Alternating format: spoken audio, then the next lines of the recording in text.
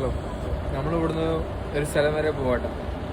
എവിടേക്കാണെന്ന് വെച്ചാൽ അതൊക്കെ ഞാൻ നേരം വെളുത്തിട്ട് വഴിയേ പറയാം. ബൈ എയറാണ് നമ്മൾ പോകുന്നത്. എവിടേക്കാണ് പോകുന്നതെന്നൊക്കെ ഞാൻ എന്ത് ചെയ്യാം, വഴിയെ ഞാൻ പറഞ്ഞു തരുന്നുണ്ട് എവിടേക്കാണ് പോകണം എന്നുള്ള കാര്യങ്ങളൊക്കെ.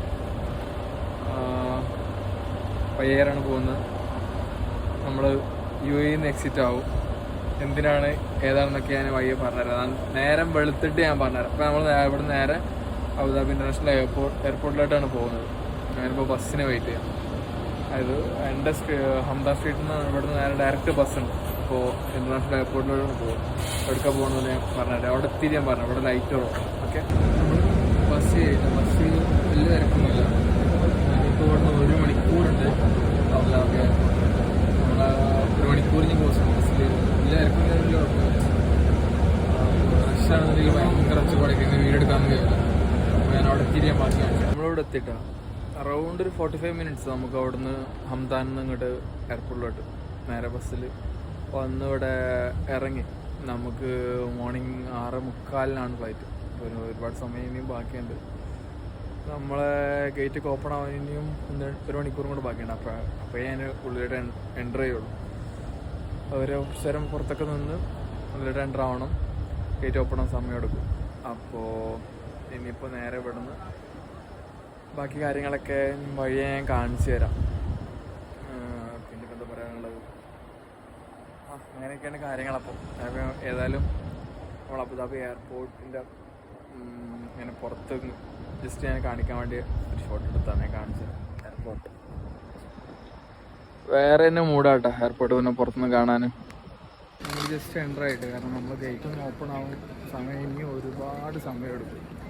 6:45 പിന്നെ ഒരുപാട് സമയമുണ്ട്. ജസ്റ്റ് ഒന്ന് എൻ്റർ ആയിട്ടുള്ളൂ.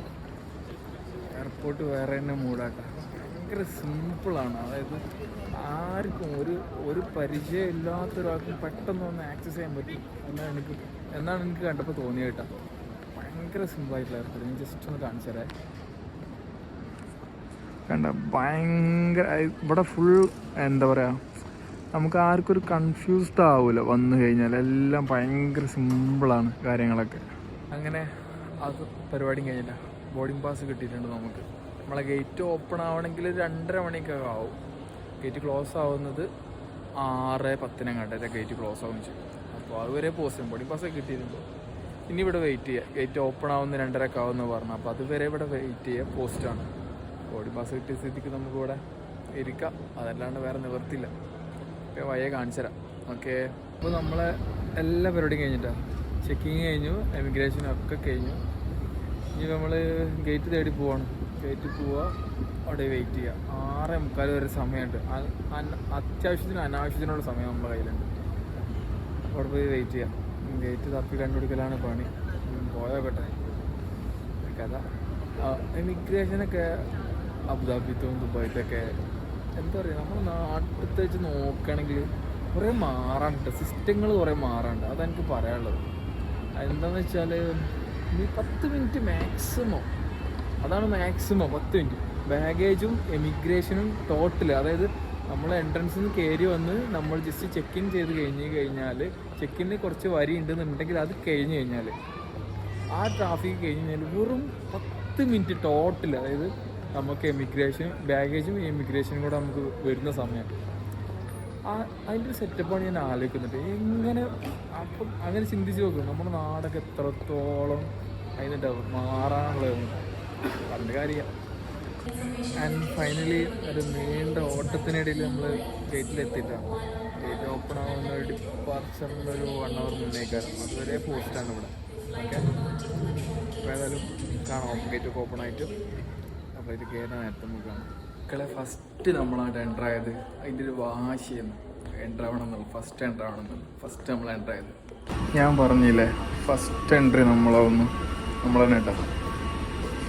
കയറിയോട്ടെ. കയറിയിട്ടുണ്ട്.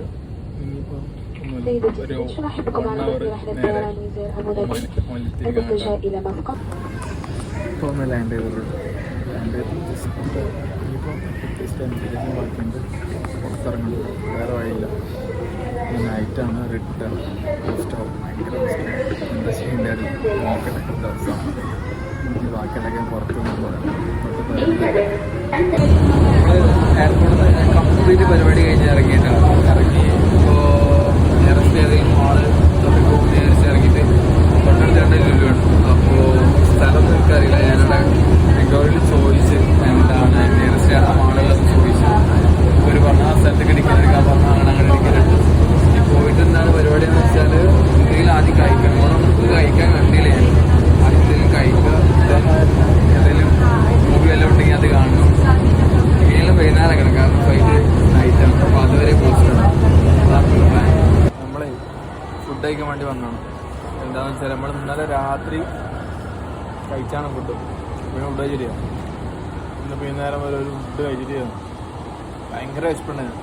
കാരണം ഇന്നലെ രാത്രി ഭയങ്കര ലൈറ്റായിട്ട് ഫുഡ് കഴിച്ചു. അപ്പോൾ ഫുഡ് കഴിക്കണം. ഫുഡ് കഴിച്ചിട്ട് ഒരു മൂവിക്ക് കയറണം. കാരണം രാത്രി ഒരേ സമയമുള്ളതല്ലേ, ഒരു മൂവിക്ക് കയറണം. അതാണ് പ്ലാൻ. ആദ്യം ഫുഡൊന്ന് കഴിച്ച് തരത്തില്ല. ഇതായിട്ട് ഫുഡ് ബ്രോസ്റ്റ്, 4 പീസ് ബ്രോസ്റ്റ് കയറണം. പൈസ കേട്ടുകഴിഞ്ഞാൽ നെട്ടും. അതാണ് അവസ്ഥ.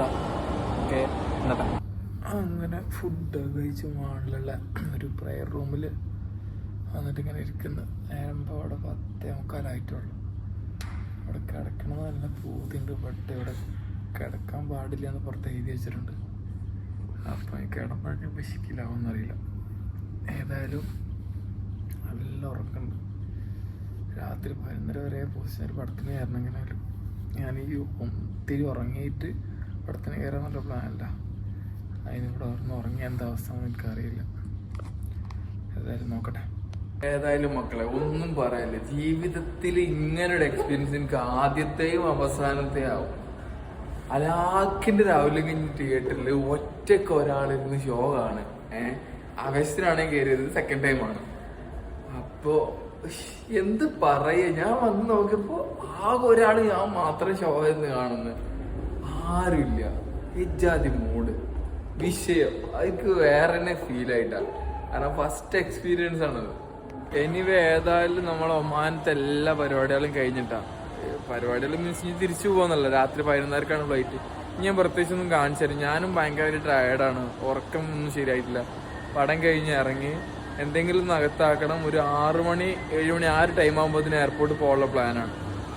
Then 11:00 flight. അപ്പോൾ അതുവരെ പോസ്റ്റ് ആവും. ഫോണൊക്കെ ഒന്ന് ചാർജ് ചെയ്യണം. ഇവിടുന്ന് ബസ് പിടിച്ചിട്ട് വേണം പോകാനുള്ളത്. ഏതായാലും ഏതായാലും നല്ലൊരു വീഡിയോ ആയിട്ട് നമുക്ക് പിന്നെ എപ്പോഴെങ്കിലും കാണാം. Okay, by.